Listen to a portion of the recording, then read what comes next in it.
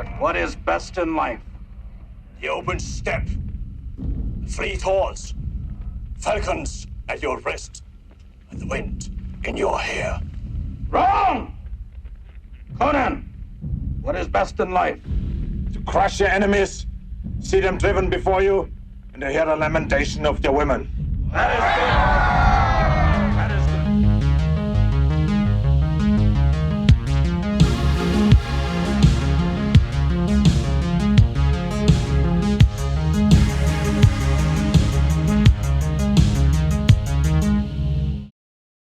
Welcome back to the Harbor. I'm your host, the Kino Cowboy. I'm here with Scott and Casher, like usual. Today, we're talking one of Scott's all-time banger mega hits, Conan the Barbarian. I'm going to give it over to him because he's got some stuff to say about this movie, and I'm all for it.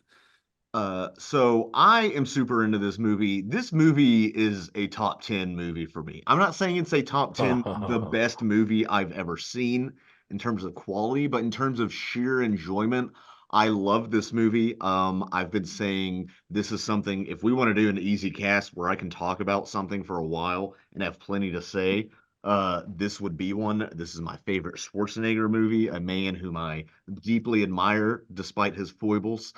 And it also has a direct lineage to and from many of the other things that in media that make me who I am today and the kind of nerd to have a movie podcast with these two losers.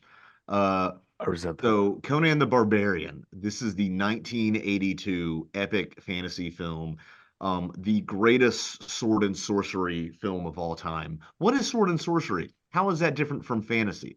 Let's talk about that, because Casher, you made a face. What sword and sorcery movies are better than this?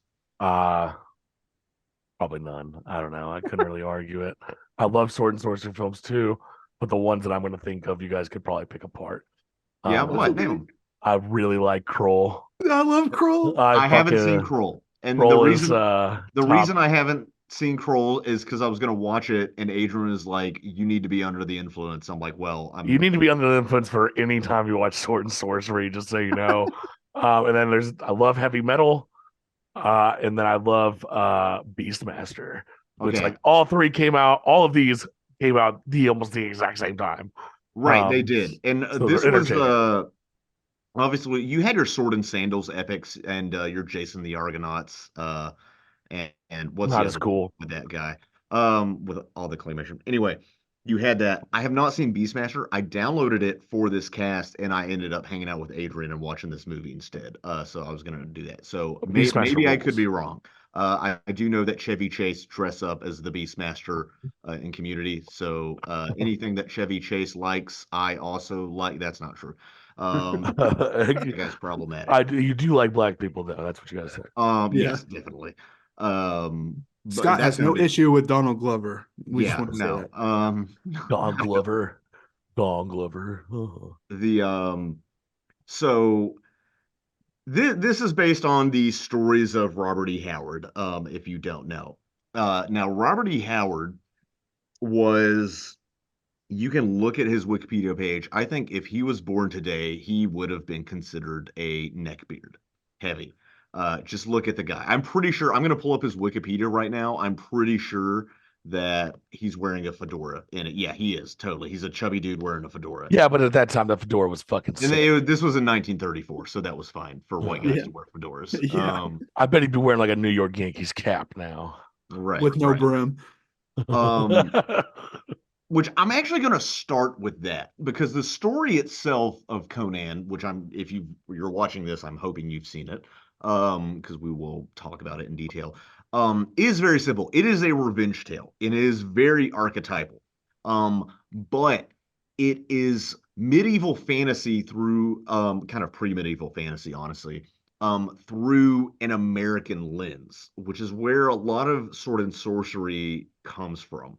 So Robert E. Howard was contemporary of others like Clark Ashton Smith and most notably H.P. Lovecraft, who all were published in pulps at the time, most notably in Weird Tales. And that's where the Conan stories started off. And there is a direct lineage from those sort of pulps to pulp comics of the time to Marvel Comics, which later acquired the rights to Conan the Barbarian, the popularity in those comics leading to this movie and the mainstreaming of the character. So there's a direct lineage from Conan specifically to the pop culture of today. Which is why he's actually, even though he's not the most popular character ever, he is very important. And although on the surface, he's simply your barbarian warrior archetype, he's a subversion of a lot of European fantasy themes, I think. Now, Robert E. Howard lived in Texas. I don't know if he ever left Texas. I think he was born and died in Texas, died of his own hand at age 30 in Texas. Yeah, born and raised.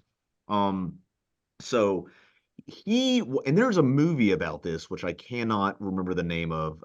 The guy who plays Private Pile in Full Metal Jacket plays Robert E. Howard. Maybe one of you Vincent guys. D'Onofrio plays him. They kind of look like each other. D'Onofrio plays him. Look That's up the name sick. of the movie. I haven't seen it. I didn't have time to watch Jamie, that. can you go ahead and look that up for us? Yeah. Pull that up. Pull that up, Casher. What's his name? Robert fucking Vincent D'Onofrio, or Robert E. Howard is the author. So, The Whole Wide World. The Whole Wide World, which that title in itself is part of it. So, he is landlocked into Texas at the time, in a time when there was no internet, the world was a lot less globalized, and nerd culture as we know it was only a glimmer in his eye. So how did he escape? He escaped into these pulps and into these stories, and by creating them at the time. And he was the town weirdo, because at the time in small town Texas, in 1930s Texas, people almost didn't understand, like, wait, so all you do is sit at home and you're on a typewriter all day and you write, what do you write? You're not a journalist. You write about a barbarian and different stories and stuff. What are you doing? And he was to the point where he was, mentally ill, almost certainly, would think that Conan was narrating the tales to him as he stayed up late at night, that kind of almost rules. A stenographer for almost like his imaginary friend, Conan the Barbarian, and he clearly had this desire to be, and this is going to get judgmental. And by the way, I ain't masculine either. To be Conan. It is wish fulfillment and it is fantasy. But at the same time, how is Conan different than other fantasy works? Conan is a king by his own hand, which if you compare that to traditional fantasy, I mean, okay, let's take the most famous fantasy character of all time, arguably one of King Arthur. There's no birthright, involved. Although I think King Arthur might have been a subversion of that, so maybe this is all bullshit anyway. I don't know. I haven't read the Once and Future King since I was in fucking high school. Me either. But the idea that, like, this is not a nobleman who becomes king. He is not king by birthright. He is king by his own hand and his own grit and his own wits, and that is what makes it distinctly American. And I also add, yeah, go ahead, that there's a lot of nudity and a lot of sex in this, which is surprisingly American.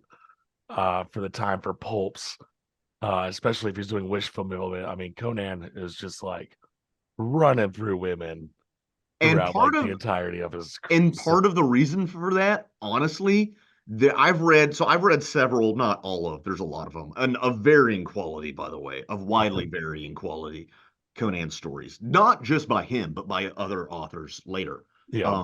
Because he killed himself when he was 30. And the reason he killed himself, is he lived, I think, with his mom or around his mom, and I can't remember if he heard his that his mom was dying or dead, but he pretty much immediately walked out to the truck, got a gun, and shot himself like that. Yeah. It was that quick. At 30 years old, which is how old I am for reference. So he was clearly troubled.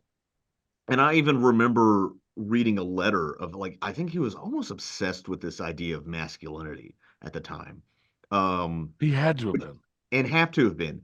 And Conan is kind of the one of the things I find interesting about this film is this is the boomer antithesis to a lot of the snowflake generation storytelling going on today. Because this is a story in which trauma makes you strong.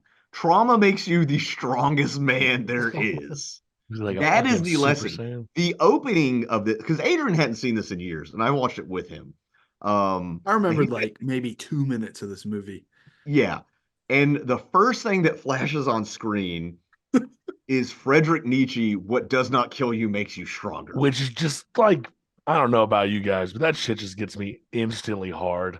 Yeah, it Like, was like, I'm so okay, ready this is for what it. we're in for. I'm good. Let's go. It's immediately sets it for you. Which, by the way, I think even Nietzsche was actually criticizing that idea in the original quote.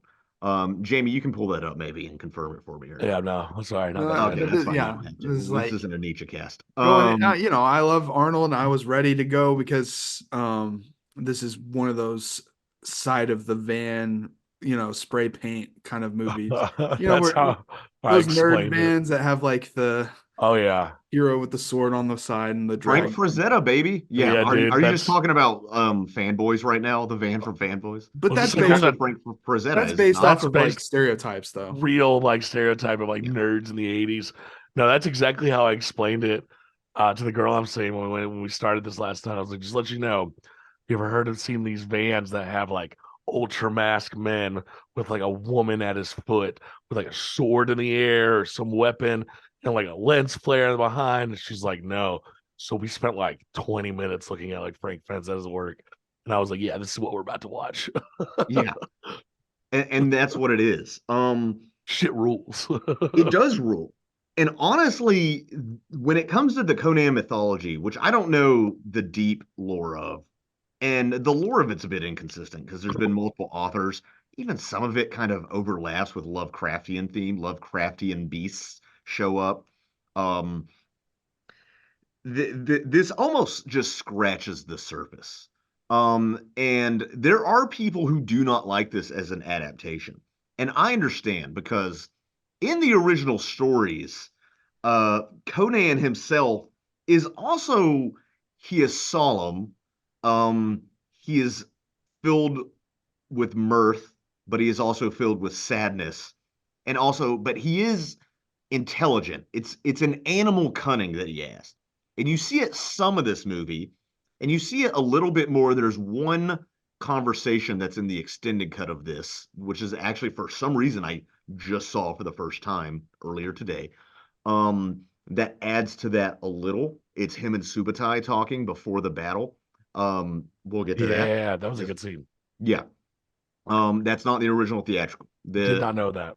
Yeah, and also the ending is drawn out a little bit, which I actually might actually prefer the original ending, although it does help explain originally how does he sneak through all these guards and stuff for a second time, and it's because the princess helped him in the extended cut. You just kind of see him walk up on Thulsa Doom in the original cut, and you're like, well, shoot, he just snuck past them again. Yeah. I also think they cut a line, side note, they cut a line after he punches the camel, which is so stupid and amazing, where Subutai tells him, you're too big to be a thief. I think they might have cut that ADR. Huh. So there is that criticism of Arnold. And now Arnold could not pull off how Conan is written in the originals. And is written in Oliver Stone's original 1978 screenplay. This came out in 82. This was all in your post-Star Wars, let's have fantasy escapism, snapping up whatever we can sort of, Hollywood milieu.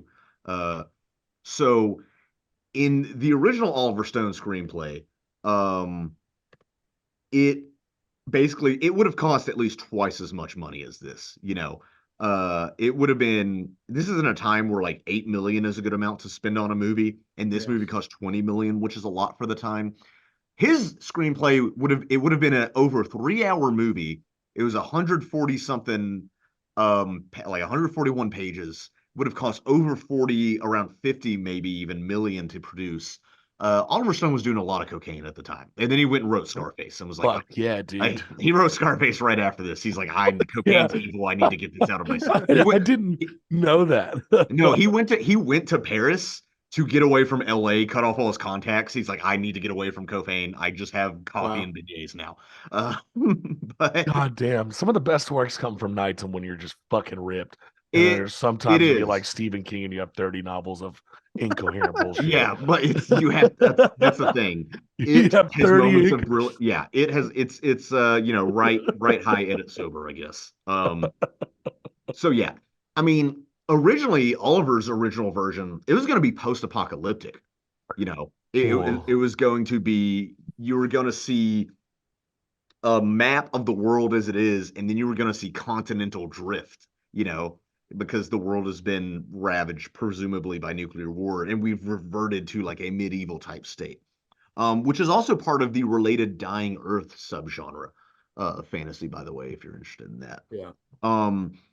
And Conan in that original script, he has a lot more dialogue.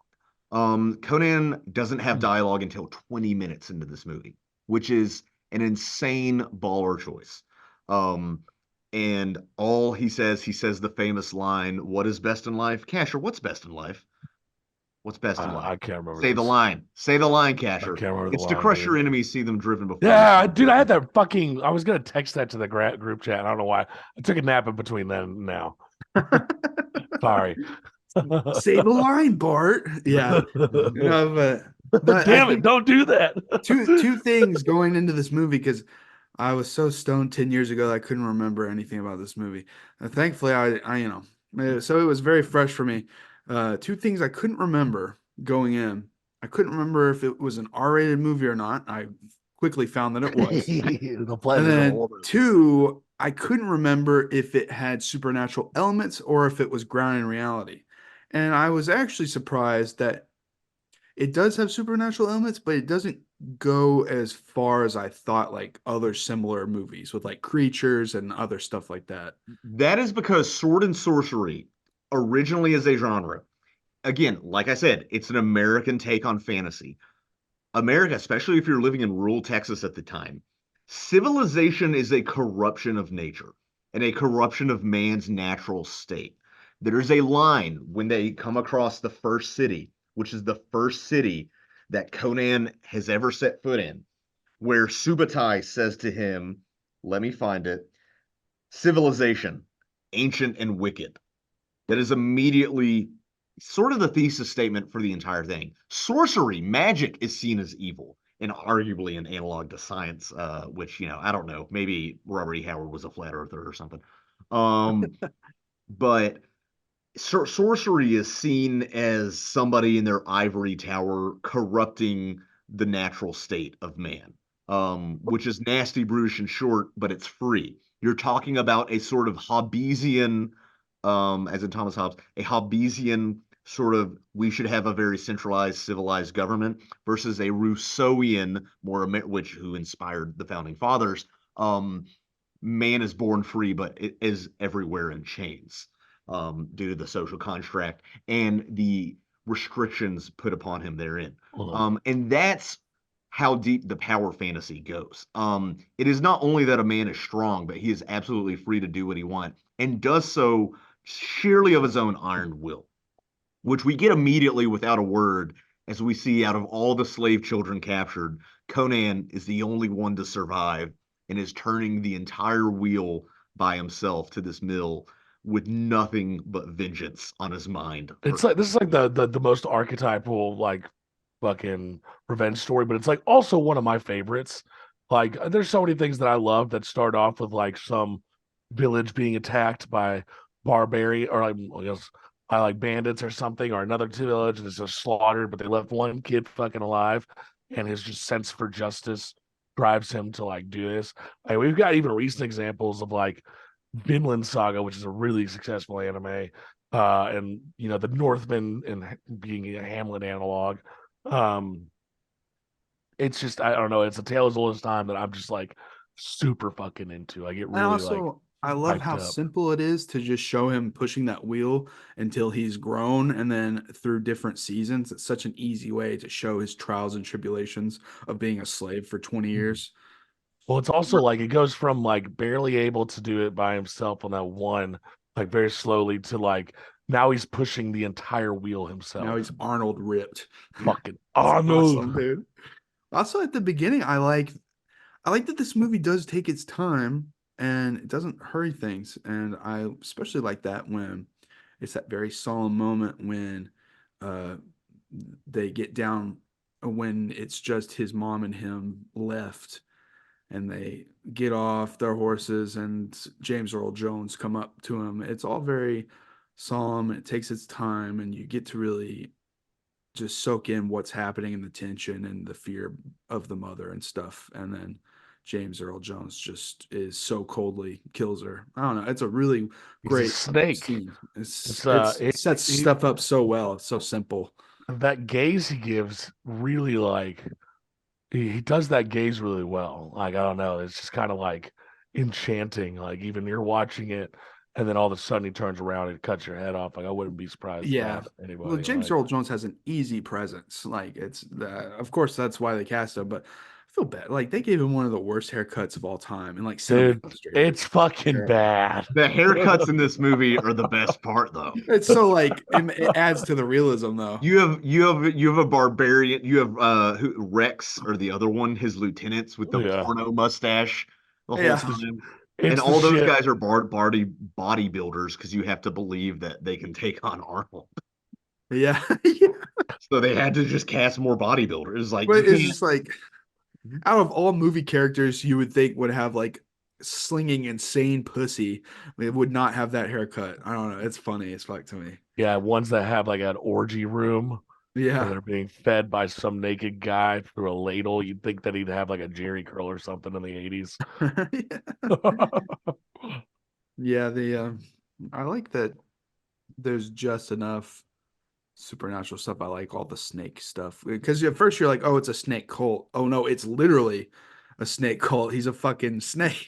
Like, okay. Uh, I do want to point out that of all the revenge tales, this might have the most brutal dad death, like of all time. Like just being ripped apart by fucking dogs. That'd be stressful to film. Dude, that'd be stressful to fucking watch. Oh, it's funny that you mentioned that because in the scene right after when his owner sets him free, um, and I do think it's interesting. They don't really speculate on the motivations why. They say he's like an animal, wild animal that's been caged too long. Yeah. Maybe Conan was getting difficult to control, or his owner foresaw that. Maybe he thought I've made my money, enough is enough. Maybe the guilt just caught up with him as Conan became more educated, because they do show him like being educated and also being given concubines to breed with, the finest stock, as they say in this movie. Yeah, God. Yeah, they're That literally seems breeding so him. hard to watch whenever like that first girl comes in and he like wraps that blanket around you. You're like, oh, he's a nice guy. Oh no, he's still gonna No, fuck this it's woman. it's so, and this is not me saying this as a joke. Um, it's almost like he's a polite rapist. Like that's almost how it is. That's just the world they live in. And It's that's the world they live in. and this the whole time I was watching that scene, I was like, this movie is a major test of Gen Z media literacy, because just because a character does something and the world around them is a certain way doesn't mean that the director or the writer thinks that's how it should be, you know. Right. It's not how it should be. I will say there is definitely the male gaze is certainly present in this movie. Yes. And Yeah, there is TNA.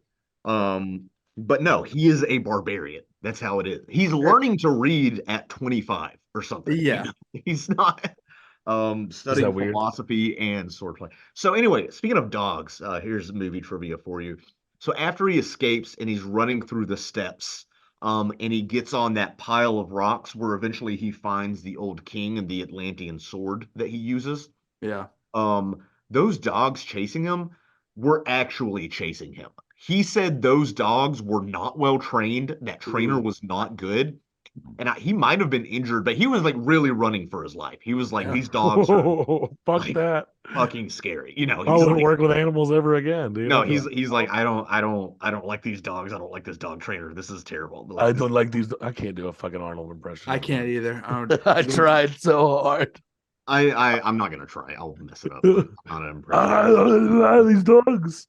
That's better than that's me, what dude. makes this movie feel so. I mean, there are obviously sets, but there's so much shot in nature, with mostly natural light outside in the steppes. You have an almost Western feel at times, and part of that is this was shot in Almería, a province of Spain where many Westerns and spaghetti Westerns were shot. The steppes. And this is what Spain looks like, including the cities. Actually, all the cities in this that's what Madrid looks like. I was talking earlier. If you go to Spain, if you go to Barcelona, there's guys selling like frogs on a stick and stuff, and humping llamas and such. But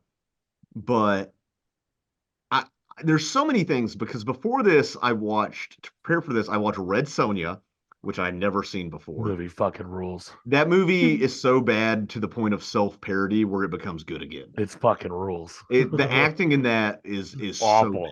So bad. It's and what's weird is two characters, Sandal Bergman, who plays Valerie in this movie, she's the evil queen in that movie. Who, by the way, one of the ways you know she's evil is that she's a lesbian. Like, that's kind of coded as like, whoa, she's unnatural. And the Red Sonja slashes her face because she doesn't want to sleep with her because Red Sonja is a good heterosexual woman, according to the stories, I guess. And you have her as the evil queen. You have Conan as Conan Light, basically, in this movie. He did that movie as a favor and then ended up getting top billing. And he thought it was going to be a 1 week shoot. It ended up being 4 weeks. And nice. He got mad. That's why and he says it's the worst movie in his career. And he says, I raised my kids threatening with punishment of watching Red Sonja, and they ended up turning out great. So it must have worked. Like, that's what he went on record as an interview. This is after he'd been governor and stuff. He didn't give a fuck. But compared to that, to make the Expendables. Yes, and I also saw Cole the Conqueror, which is better than I remember. I actually hadn't caught the ending before. What the fuck is that? I've never even heard of that. Cole the Conqueror, I will talk about that at the end of this, because that is what the third Conan movie would have been, where he becomes king. King Conan for years has been my dream project. If I want to see a movie get made, it would be that. But the time has passed. If that had come out in like 2015, maybe we already got the Conan reboot with Jason Momoa. Which by the way, there's an argument among fans, and I am on the side. If we're talking about accuracy to the source material, Jason Momoa is a better Conan. The movie is not a better movie at all. It's still, if you turn your brain off, it's fine. I like Jason Momoa too. But Jason Momoa is good, and he brings that animal cunning and charisma. That is that's what I've always thought of for like a barbarian, is like he's got some kind almost like caveman levels of like gruntiness, but educated into the point where they can go rob someone if they want. Right. He's a thief, he's a tactician, he's so many other things. All of his stats are maxed out because he's a power fantasy for Robert E. Howard. This is the best D&D movie. I don't think I said that yet. Like, people are like, what's the best D&D movie? It's this one. It's a barbarian and two thieves, I guess. Maybe a thief and a fighter. Yeah, I was glad to see that the woman warrior character, and I was like, ooh, two woke for people today. What parts were you glad to see? I don't know, her being badass, but it was kind of a weird that she repeats that line like, what, do you want to live forever? It's like, okay, well, I want to at least live my, life to the fullest. It's her fucking tagline, dude. I know, but it is her tagline. And also she, grew up probably an orphan or whatever and had to scrounge for survival. So for her, life is very day to day. Well, she went and hopped on our boy real quick. Yeah. After the first adventure, Well, she's a gold digger. He gives her the eye of the serpent and is like, and she's like, I'll love you. No, but that's the first man who's ever shown her any real love. And I think for Conan, that's the first woman he's ever seen as his equal. I was gonna say he's pretty smooth for a fucking slave. Yeah, dude. I mean, it helps when you're built like that. What does that mean? Well, I'm just to assume that like he was a breeder. You'd think he'd just take whatever he wants. Well, you I know, think he respects that. Well, also here's the thing. I think because he was a slave, he respects freedom too much. yeah. There's that argument. Because in Cole the Conqueror, Cole tries to free the slaves. Call the Conqueror. I've never heard of that. It's my favorite Christian nationalist, Kevin Sorbo. Oh, Cole, Kull. Not Kroll, I Cole. thought it was Cole, and it was like Cole is another. no, just listen to me. I thought it was gonna be like the kid version, like Indiana Jones Jr. or like fucking. Like, There I thought it was. was like, well, I never saw it, and it didn't last long. But Cole, not Cole, Conan, he did have an animated Saturday morning cartoon. Yeah, Cole the Conqueror is also a character who existed before Conan the Barbarian and was Cole of Atlantis. Now, after Conan the Destroyer, which is Adrian, Conan the Destroyer, have you seen that, Casher? No. no. Conan the Destroyer is PG.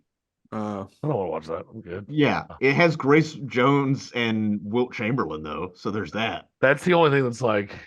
I was looking at that today. I was like, well, fucking Chamberlain's in this movie. No, there's a great video on the internet, or a great photo on the internet of because Andre the Giant is in that, but he's like in a costume or something, animatronic actually helping control it, and it's Wilt Chamberlain and Andre the Giant holding up in the air Schwarzenegger, who's like 6'2", and like Schwarzenegger looks tiny. It's insane. yeah, I've That's seen that awesome. photo. Yeah. That's But cool. that movie is the problem with that movie, and I think the problem with a lot of sword and sorcery movies, or a lot of movies in general, is like they go on a fantasy quest, but it's not an inward quest. And so the character arc is not as strong. And Conan has a very simple character arc that is left with a question mark at the end, because It's not a what quest? it's just not a simple quest. Some of them are like in Conan the Destroyer, it's like go get this magic artifact. The queen tells him to go get the magic artifact. Like a fetch quest. It's a fetch quest. It's a fetch quest. And Conan, I don't know if he goes through an arc in the second one. I'm trying to think. I haven't seen it in years. I didn't rewatch it before this cast. Here's the thing. As a fan, I enjoy that movie for what it is, and it has some so bad it's good moments to it. It only has him as a returning character. He does mention Valeria, that he wants to reunite with her in Valhalla.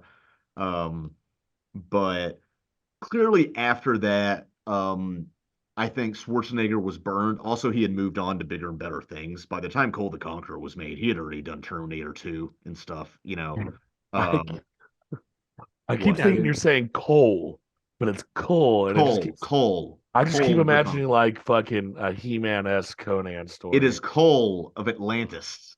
I know that it was married. My fucking Sorbo, of course. Yeah, he was doing better movies like Commando.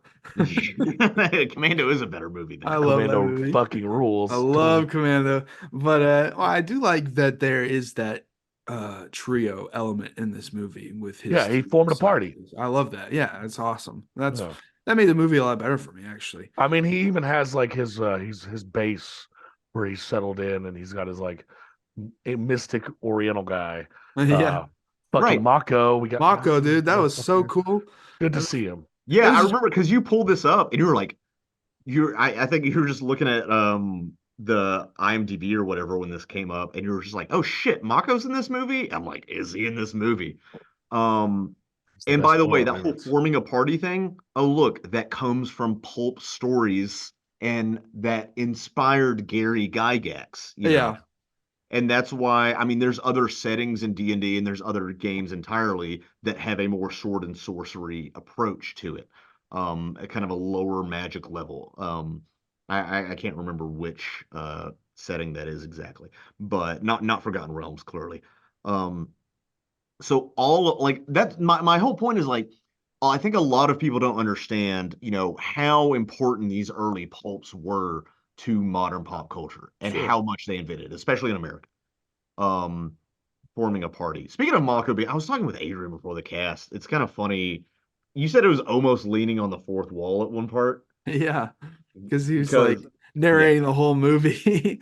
And then it's like gets to a point where he's like, now here I am, like I love I'm it. I coming love up. it. If No, they he's could have, like, and now he's about to meet me, and then Mako pops up looking like Master Roshi in a hut. Yeah. dude, they There's can even, make. He's like one of the few people that like you put him in to narrate a movie, it's gonna make the movie better. and that's why this movie has so many little things that make it work better than it should. Because this should be a B movie, and in a lot of ways it is. It really is. It's a big budget B movie, but there's so many little things. For it not least of all being the score by Basil Poledouris, Which is right? fucking So brilliant. good. It's an all timer. It immediately. I was telling Adrian like, dude, if you're lifting weights, it's the best movie score. I didn't even think about Like, that. if I'm busting out the dumbbells, which I have not in a while, I was just saying, what if was I'm last? busting out the dumbbells, dude, I will put on Anvil of Crom and just dun dun dun dun dun dun dun. But there's just so many scenes where the music just leads the way, and it really controls the scene in a way Yeah. that just amplifies it so much. I Also, like it dude, a lot. big thing in this movie is you have some incredibly like talented actors who did not phone this in. Like James Earl Jones puts on a really good performance. Max von Sydow is like the most fucking insane in this, Yeah. and Mako and like everybody else is great, but those three are just like, what the fuck? No, those three are clearly like a league, like above. They're beyond the best actors in the movie. Actually, the actor who played Subotai, I'm He's a trying to remember. surfer. Jerry Lopez, I think that was him. He was voiced over. Oh, was he? He's a professional surfer, is what they're saying. He's a professional surfer, and that was voiced over because they weren't happy with his performance, I guess. It Hey, wasn't Conan, consistent. you want to go save the girl? Hey, bro, you want to hit these waves now that you've been crucified and we got Yo, you're too big for a thief. I like the warrior woman, because there's a good balance. I like that she's allowed to be badass, but also she can be like, a sensual woman and be womanly. There's so many characters today, they're afraid to let their badass female fighting characters, have a softer side, as if that's like a sign of weakness or like anti-feminist or something like that. I don't know. Right. Even Conan has a bit of a softer side. He's Yeah. clearly in love with Valeria.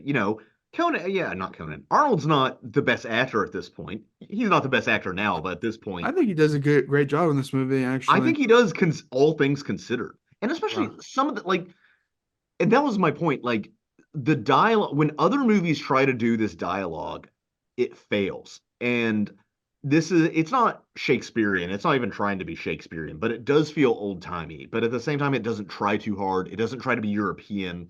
Yeah. But when they want to be when they want to make a statement, they make a statement. And obviously you expect that from somebody like James Earl Jones. And on Mako's narration, so for instance, both Red Sonja and Cole both have opening crawls that are very short. That are Red Sonja's is not even voiced over, and Kevin Sorbo voices over Cole's, which is a little bit better. And they're throwing a lot of like terms that are important for the plot, like this god and this deity, that kind of leave you scrambling at the very beginning of the movie of like, oh, what is this? And it does help that I've seen this movie before. First of all, Mako's narration bumps that up a lot, Yeah. And it reminds me of the narration of Cate Blanchett in the Fellowship of the Ring, how first of all it's infused with emotion. It's not just an helpful. exposition dump. There's emotion in it. Yeah. Reverence. There's a sense of epicness and scale in it. It's not just hear ye in the kingdom of Fartworth. It's not just doing that. And then also it mentions things. He mentions the jeweled crone of Aquilonia and stuff. That's not actually in the movie. All that is world building and referencing other things in Howard's universe that he created. And that's all you need to do. All you need to is hint that the world is bigger than this. And we do see the world is big in this because we see them traveling constantly across different topographies. They go from steppes to the, snowy forest, to steppes, to snowy mountains, to the sea, to caverns. You do get a sense of scale that, they've moved across a portion of an entire continent, not the whole world necessarily, but a portion of the entire continent. They definitely made distance. I mean, we start off in the snow with the Northerners, and you meet, other Northerners that are still wearing furs and things like that. and then we go straight up into like fucking desert. And it's like Yeah. the only place I can think of that's like that is like the Pacific Southwest. And I And was it's pleasantly surprised that the film had the budget that it did. It did elevate that, make it feel more, I don't know, a little bit grander. And an R-rated movie like this getting just enough budget for what it needed to, I feel like. But I feel like it could have been way cheaper and cheesier without it. I don't know. I was pleasantly surprised on that end. I mean, all the sets are fucking awesome. Like when he's giving that first speech where he's saying there's an infidel among you who's scared of death, and they go and get Conan for the first time. That's a huge fucking set piece to have. Yeah, that's For just one giant movie. steps. That looks awesome. Yeah, those So are good. amazing. Especially at the end where it's a shot of Conan from the back and you see all the lights down in the distance. It's so good. holding Thulsa Doom's head above, Yeah. throwing it down. One of my favorite shots of all in cinema, Yeah. honestly, of just That's being so like, cool. your god is dead. I have killed him. Throwing his head rolls down the steps, and they And all that's the- snap out of it. The important Very thing few. is like you could tell it's made by a director who does care about the craft and is trying to make something really cool, and it's less of a money grab journeyman kind of director thing. Which I will admit, a lot of sorcery are. Yeah, money some of them get grabs. churned out, for money, and Space Hunter 3D, that's a sci-fi movie that's kind of that rides the line of like, is this a cheapo, thing, or is it an auteur project? I don't know. But you could see the passion in every scene, and so that definitely elevated it too. Right. And I'm looking at the producer for this, Raffaella De Laurentiis, this is Italian name, so I'm not entirely sure. Yeah. Which is another spaghetti western sort of thing. By the way, I've watched 3 movies in a row with our boy Ennio Morricone scoring, because I watched The Great Silence for a cast, and then I watched Days of Heaven for a cast, which the more I think about it, the more I love that movie, by the way. If you listen Yeah, to 2 it. Days of Heaven ruled. Yeah, that's the more I think Go about check it. out that episode, everyone. It's our Yeah, last I did. episode. And it's been doing well actually. So thank you guys. I'm glad you said that. I've been thinking of that too. Sorry, just I've really been wanting to I've been watching Sword and Sorcery for the past couple days. I've watched in the past 24 hours. I've watched all 3 of these Sword and Sorcery movies. And if I had time, I would have watched Beastmaster too. But the when I get time, I really want to delve more into Malik's filmography. I think I might watch The Thin Red Line, and then I might watch Badlands, but Thin Red Line and then Tree of Life go in that order. Just kind Knight of of go. Cups. Yeah, Knight of Cups, is that one to go watch? That one's very polarizing. Is it? I don't know. Yeah. I don't like tarot stuff because I'm a neckbeard atheist. I don't know. Isn't that Okay, what well, the Knight of Cups is? But you'll watch a barbarian fight snakes. Yeah, dude. Fuck Barbarian witches. fight snakes. Because snakes are real. Snake people are real, yeah. Yeah, They're dude, talking fucking snakes in this. It's a Conan Christian slaying movie. snakes and crushing pussy. What's Yeah. better than that, dude? As soon as the word slay comes out of your mouth, I'm You like, literally I know watch him what joke fuck is a- coming next. You also watch him like fuck a demon woman in the very beginning. The of witch. film. Oh yeah. Oh. There's a succubus in the Which beginning. used to scare the absolute shit out of me as a But young that's like child. who should not have been that was watching my this. first indication. I was like, oh, it does have supernatural elements. Cool. Yeah, dude, Yeah. the first time I'd watched this, thanks, Dad, was probably when I was about 7 years old. Hell yeah. I watched this with my dad, and that scared the shit out of me. Was he trying to be like, see, women are succubus, stay away from them? No, he was just like drunk watching it, and I was like, "What's this?" He's like, "Oh, let me change your life." Now I think that's it might have amazing. been my first Schwarzenegger film I ever watched. Wow. Here's the thing. I'd still hit it for sure. Actually, I don't know. A lot of the women I've dated have been like that. It's like crazy, great in bed though. Anyway, okay, move on, Scott. He throws her into the fire, dude. I love this goddamn movie so much. Yeah, Every it fucking rules. It's like this definitely like probably is what catapulted my interest into just like other 80s fucking fantasy. Oh, me as well, for or sure. Have you seen sci-fi. Dragon Slayer? Yeah. I know. I don't think I have actually. I need to. I haven't seen It's that another one on there. So, and by the way, just some of the other that Laura Linton, I can't pronounce Italian names, that the producer has worked on. I think she did work on Red Sonja, or like he did that as a favor to her, and that kind of hurt their relationship because he ended up hating that. And she did a little movie the same year the same year as Conan the Destroyer. She did a little movie called Dune. And the guy who plays Baron Harkonnen in Dune is the best actor in Red Sonja, which is a very low bar to clear. Wow. He's the only one who didn't make me cringe every line of dialogue. You mean Brigitte Wilson is not good in Red Sonja? You're telling me that Red Sonja is not good? No, she's better in Rocky IV when she's Ivan Drago's wife. That's Red Sonja. I like her You better. know who in else this is? in You real know who life. else is in it? Is a prince? Because I literally think they saw Temple of Doom and like, oh, we need to have her escort like a little Asian kid around. I literally think that's what happened with the producers. So they have this little Filipino martial arts expert who also shows up in Teenage Mutant Ninja Turtles 2, The Secret of the Ooze, as that guy, the pizza kid. And anyway, he's in that. Oh shit! Okay. Yeah, but she's done Kino Dune. is his She name, did by the way. Prancer, which is a very different movie. She did Dragonheart, you know.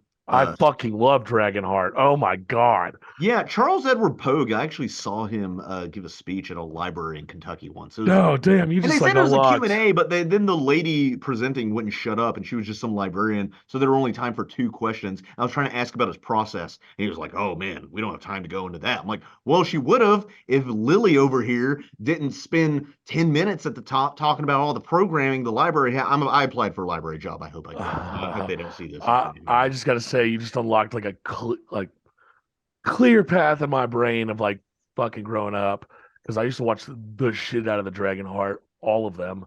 I think I've seen all of them. I don't know if they. Oh, have any really? I only ratings. saw the first one. I heard the sequels. They're not, but I mean, the first one's fine. I was like 20 something. it's not that good. I was like, Yeah. but I was like 10 when I saw it. Yeah, exactly, and that's who it's for. I heard I remember we were just browsing through stupid movies, B movies and shit, and I was like, well, what about Deathstalker? And Cody's like, dude, those movies blow. He's like, each one gets more and more rapey. And I was like, oh, okay. Let's not watch these. So you started with 4, right? Yeah. You gotta work your way down to make it better. No, it's just like that. If you look up sword and sorcery, they're all from like the 80s and 90s. It's like, damn, we need some more like. Not everything has to be Lord of the Rings epic grand scale. You know what I mean? Like, But that's what they wanted. That's what I made know. money. And I you're know. talking about with today's technology and with today's budgets, what would probably be considered to be mid-budget films, which are really hard to do. I mean, you Yeah. know, let's say an $80 million quote unquote blockbuster, which today is nothing. Yeah. Because everything is I stupid. forget about the Black Cauldron. I guess that's That movie another one. sucks. I like Yeah, the Black that's Cauldron. not that's No. more that's not really. I mean, it's on this list. That's so just yeah, it more. is. That's just like some of fantasy. I some liked things, it. Some You things got- get thrown into sword and sorcery that aren't like Excalibur. That is not sword and sorcery. That No, it's is just like dark that is fantasy. medieval fantasy. Yeah. That is, Legends It's, on here too. The for thing about some Black reason. Cauldron, I trick myself every 3 or 4 years. I'm like, oh shit, Black Cauldron. That's like one of the most underrated Disney movies of all time. It's PG, it's cool, it's fantasy. And then I watch it. It's such a boring ass movie. I'm like, I like it. what the fuck? And then It's like not a bad movie. 4 or 5 years later, I'm like, oh, isn't that underrated? Let me rewatch that and give it another chance. And then it was like a cycle for like 15 years. And then about 4 or 5 years ago, I was like, I'm never watching this again. This movie sucks. I like it. That's Just 'cause fine. you don't like Good it for doesn't you. make it a bad movie. I never watched it. I always wanted to, because it was on some preview on some VHS I had as a kid. I'm glad you said it's not good, so I Sucks. didn't feel like Fuck, there's that movie from 2007, In the Name of the King, with Jason Statham. right. Which is But fucking again, awful. that's like that's based on the Dungeon Siege game. I'm I just think like that's looking Uwe through. Boll. I want to see in the past like 20 years what we've had in terms Not of much. I mean, Sword honestly, the fact sorcery. fantasy's hard to pull off in cinema. It's a miracle that this movie turned out as well as it did, and it is a goddamn miracle that Lord of the Rings turned out as well as it did. Yeah. Like ever like I've read the books, I've read the Silmarillion, I've read the Hobbit. Like there's no universe where a better version of those movies. What'd you guys think of the D&D movie that came out last year? It was fun. I I liked it. didn't see it. I thought it was pretty fun too. I thought it was not bad. It's about as entertaining as any other decent sword and sorcery film on Right. just like a way higher scale. I love Yeah, the- and better acting. You know, There's- Hugh Grant's fun in it and stuff. Well, there's a lot of good sequences in Conan that really makes it a step above when they infiltrate that base or whatever, that layer with the giant snake. That's a really cool special effect. That fight's really bloody. It's really fucking cool. And that when they're stealing that gem or whatever it is. What if the first Harry Potter or the second Harry Potter had the basilisk look like that? Pretty cool. What were you about to Yeah. say, Adrian? Did you have more No, to but that? and then the other set piece I really like is that the fight before he um Kills Thulsa Doom? yeah, when he is basically home aloneing that little rock area and like setting up traps and like fighting off all these guys with just him and the other dude. That's a fun sequence. I like the crucifixion when he's got the fucking vulture picking at him and he Yeah. grabs it with his fucking teeth. He just like kills it like that. Like Yeah, a But it's just feral like dog. it is stupid though when they hit that during that scene I was talking about because it's like why wouldn't they all just realize oh we should get off of our horses now because we're all getting slayed on our horses but you know it doesn't matter. they have the idea that the horses help them, Yeah. which traditionally it would in warfare, but this is a movie, and they're home aloneing it, as you said. Yeah. Which does help you bring the intelligence of Conan out that he thought to do all of this, and that he's being tactical about it to outmaneuver these men. Yeah. He's not just using brute force. And there is in the extended cut, you have a conversation about with him and Subutai, his friend, his sidekick, who I know doesn't really have an arc in this movie, but he's just Subutai the whole time. Yeah. But everybody is really the supporting cast for the title character, obviously, because it's fucking Arnold as Conan.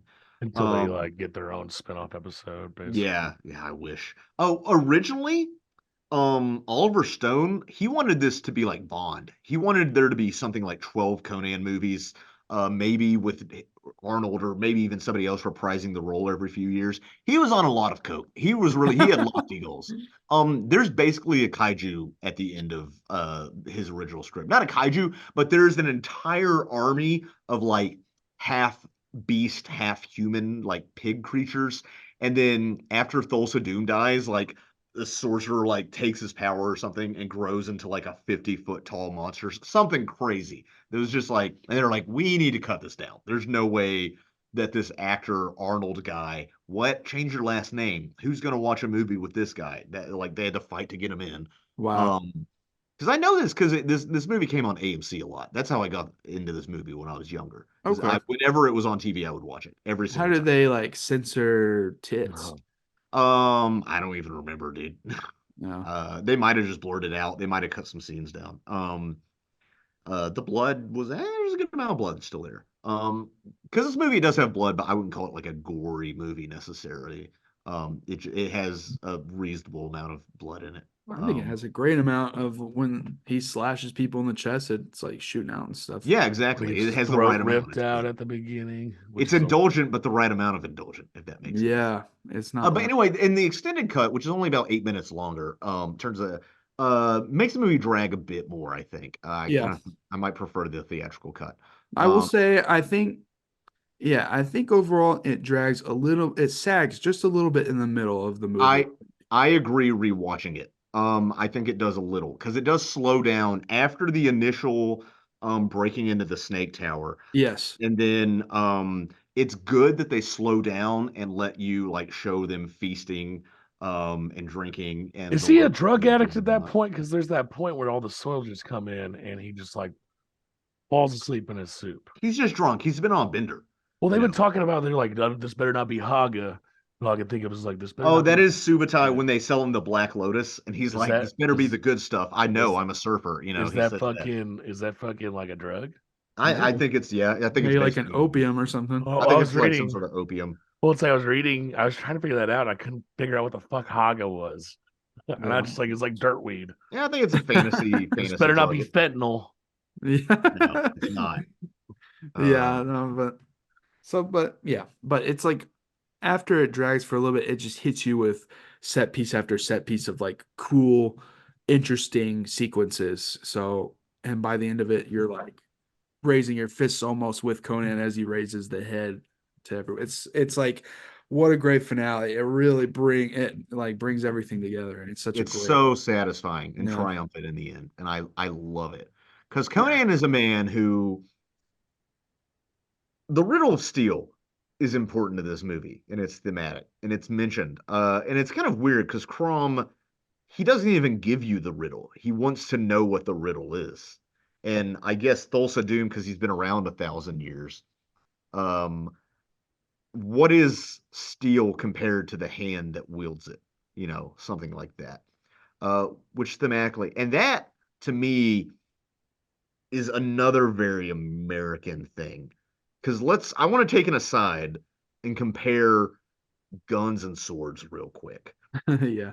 Because I think guns are I'm serious here. Like this may be a little bit of a reach. I don't think it's that much of a reach though. I don't think it's intentional, but it just makes me think of the use of violence and weapons specifically in American culture. Um, Obviously we are in a culture that fetishizes guns because our culture exists because of guns, because of farmers who had guns essentially and militias. There's an idea that guns are empowering. Um, which again is a very American conceit versus traditional European fantasy where it might be through birthright or nobility. Hell, in Cole the Conqueror, the whole point of Conan, actually, and this happens in the original stories, is that he becomes a king by his own hand, which doesn't happen, um, by definition, really. Yeah. Guns are an external thing that you can give to a weak man and make them strong.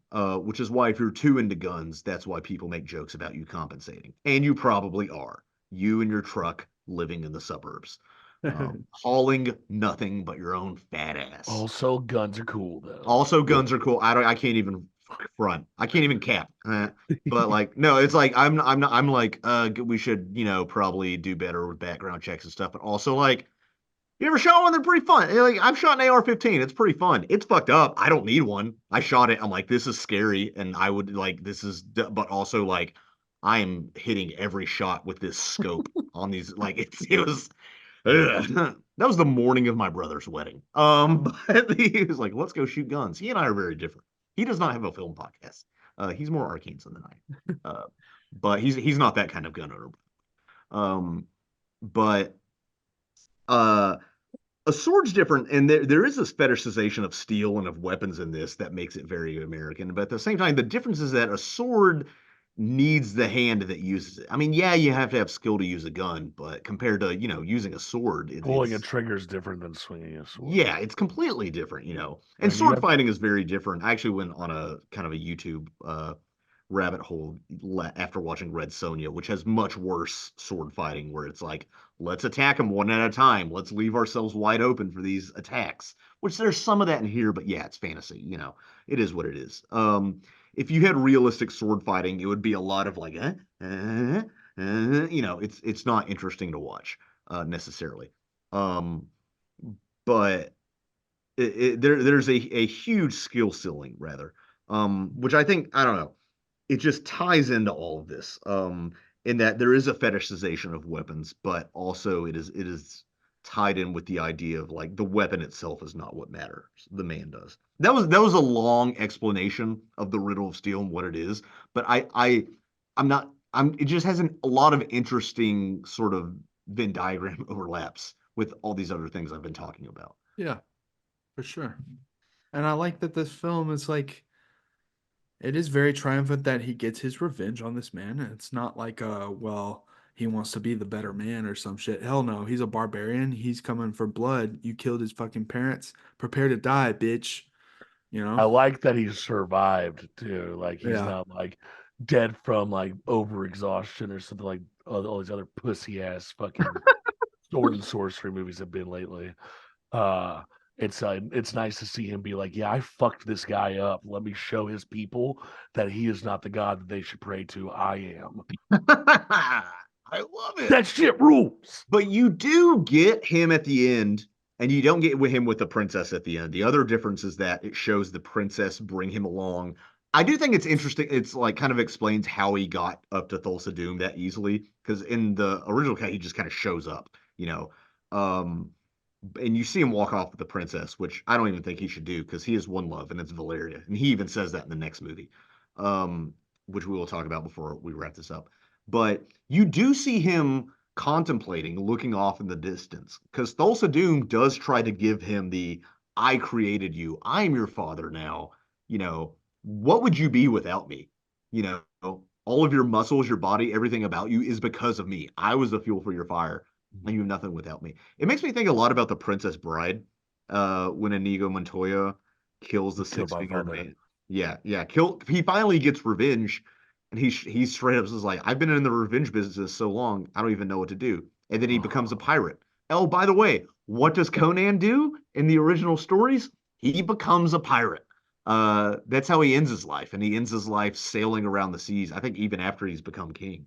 Were you about to say something, Casher? I've got a shit. I will be right back. I'm about to my stomach's hurting. That's fine. What do you have to add about this movie? I know we've been all over the place, but I've said most of everything I wanted to say. What were the major? So other than that thing at the end, what were some of the major additions with the 8 minutes of added footage? I think it was mainly that stuff at the end. And there was also I touched on this, but at the burial mound fight, he talks to Subutai and explains about how his family was taking everything, and he talks about his revenge. And that's the most really we see Conan talk in the movie, I think, is him explaining to Subutai. Yeah. And it is an interesting character moment because you see like Conan is allowing himself to open up to Subutai. And there's also an idea of like, I forget exactly what it is, but he's talking about how much he remembers the sweet smell of the spring air when it comes. And Subutai, who worships the four winds, says like, I know that too. All men know that. And he says the difference is that when you and I smell it, or when we smell the sweetness after a storm, after a heavy rain, we just know another storm is coming. And so I think it is an interesting admission that he does know going in, like, this will not fix anything, but he has nothing else to do than get revenge. Because Yeah. the majority of his life has been in slavery, and he was illiterate. He Yeah. knows nothing else. This is really the beginning of his life, and it is a rebirth, which you see in the rather ham-fisted but still cool crucifixion and resurrection scene. Yeah. You do get some corny effects with the cartoon, like hand-drawn ghosts. Yeah, Casher, that was impressively quick. That must have been. I can imagine. That was all liquid. Yeah, I know. That was so quick. It had to be. I can imagine what that shit was my like. Anyway. God. I think my one criticism is that ghost sequence kind of almost doesn't work the way they're fighting them off and stuff. It just seems like they could have executed this in a different way. They could have executed better. It's a little corny. Do you like that they did all the Valeria's symbols? That was cool. Yeah, Valeria. Also, didn't you get another Master Roshi vibe when Mako he stabbed that guy and then he fell on his back and he's like a turtle and he can't get up? Oh, Like, dude, is Kurosawa must not Kurosawa, Akira Toriyama. Toriyama must the better of the Akiras. Yes, best of yeah. Akira. It's funny? I know a girl here in town named Akira, and she hates Dragon Ball for that reason because I think she's named after Toriyama. What a bitch! And she's just like, she kind of is, but in a nice way, in a cool way. But Sounds so fun. She was like, I don't want to watch Dragon Ball ever. I'm like, well, you're a bitch. Okay, well, I like this. Subutai is like just immediately they're friends and they're bros, and there's no like scene where they go their separate ways or have a fight or anything. It's like, no, we're just gonna hang out and do cool thief shit. Super tie.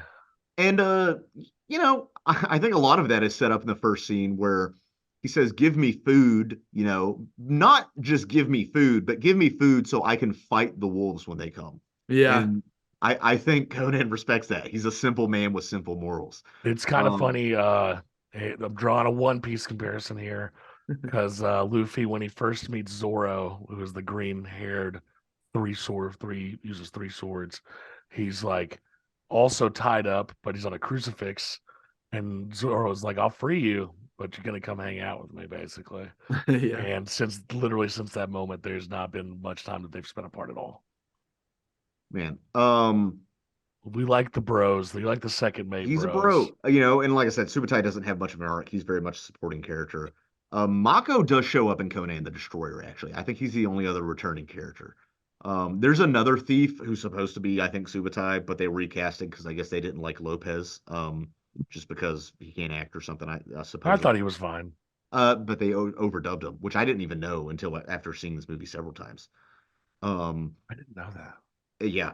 And I don't know. Do you have anything to add, Casher?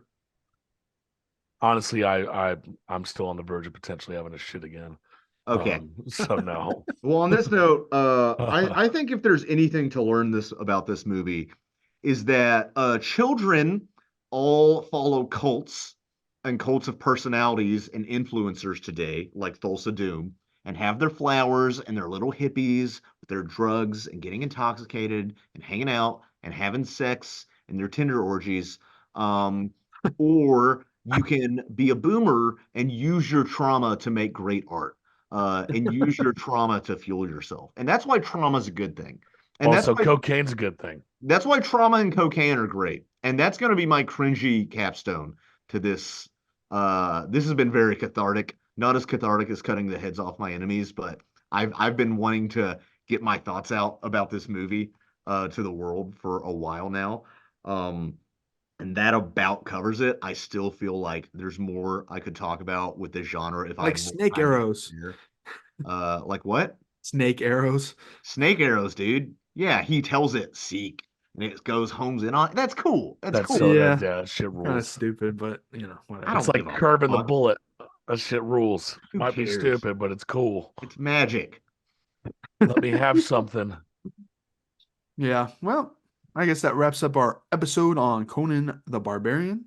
Conan. It's not Conan O'Brien. It's Conan O'Brien the Barbarian. Conan O'Brien has insulted Schwarzenegger or called him out for being like, you ruined my life for a couple years when that movie came out. Everybody was calling me Conan. Did you know, if you want to laugh, by the way, I remember after the January 6th attacks, to rightfully reclaim the throne. No. Okay. So Arnold Schwarzenegger actually had a very, introspective and touching video he uploaded as a man who's held office about fascism and authoritarianism, because he was a baby boomer from Austria after World War II. So he said all of the men in his life growing up were broken because they were veterans, they were survivors, they were all drunks and would hit their lives and were broken people. And he basically said, like, the people storming the Capitol are also broken people and authoritarianism is wrong. That's why it's so interesting, because, like, who's another guy who just through his own strength and wits overcame trials and became a king or a governor by his own hand? Arnold Schwarzenegger. Like, that's his story. That's what he did. And honestly, dude, like, if he was able to run for president at one point, he could have won, probably. Like, depending on the circumstances, like, it wouldn't be outlandish. And honestly, concerning our next crop of options, like, I would take an Arnold presidency, because he's old, but he's in good shape, so he can handle it. He gets in there and he has a patch. It's an American flag, and he rips it off. And it's a Nazi flag, and he starts. He's like Red Skull. Or it's literally the joke from the Simpsons movie where it's that. But no, there's a point where he's talking about that, and then he pulls out. He says he's talking about the January 6th, and he pulls out. He's like, "This is Conan's sword." And I cracked up. I had to pause the video. It was so moving because he kept it in his office. Hell yeah! Like, there's photos of him around the boardroom or whatever they are, talking with government officials, and he's holding Conan's fucking Atlantean sword during the whole time. And also, wouldn't you if you were him? Of course. Sitting above your desk as governor. If that would go right next to my bed, so I could watch myself with it, doing whatever I needed to in the mirror above my bed. Yeah. That's what I would do. All right. Anyway, go watch that video after this, and then go Thanks watch for watching, everybody. If you're interested in more, we just did an episode of Days of Heaven, which is a great film. We have plenty of episodes out there. I also have a video essay on Asteroid City. Go check that out. We have a tie-in film called The Patrician's Guide to Kino on our sister channel, The Morning Line, if you want to have some extra harbor lore out there. We also, well, I wrote a book. It's for sale on You Amazon. can say we. The links in below, and it features stories that involve these two guys, but named different things, So yeah, there's all kinds of stuff out there. Scott does comedy. At Scott K Comedy, it's in the description below. Thanks for adding that, by the way. That's right. I ponder about my life. Yeah, I got a couple gigs coming up in February if you're in Central Arkansas. Next week, we were originally going to do the Planet of the Apes trilogy, but Scott and I are going to Universal Studios and Disney World. So be solo Austin on the next one. Call in and we'll. So we're not going to do a 3-movie cast next week. Next week, I think we're going to do Spike Jonze's Her, since it's 10 years anniversary. I think it's perfect timing. You just made me feel real old right now. Yeah, look forward to that episode next week. Thanks for listening, everybody. Share, do all that subscribing and stupid shit like that. Thanks for listening. We'll see you next week.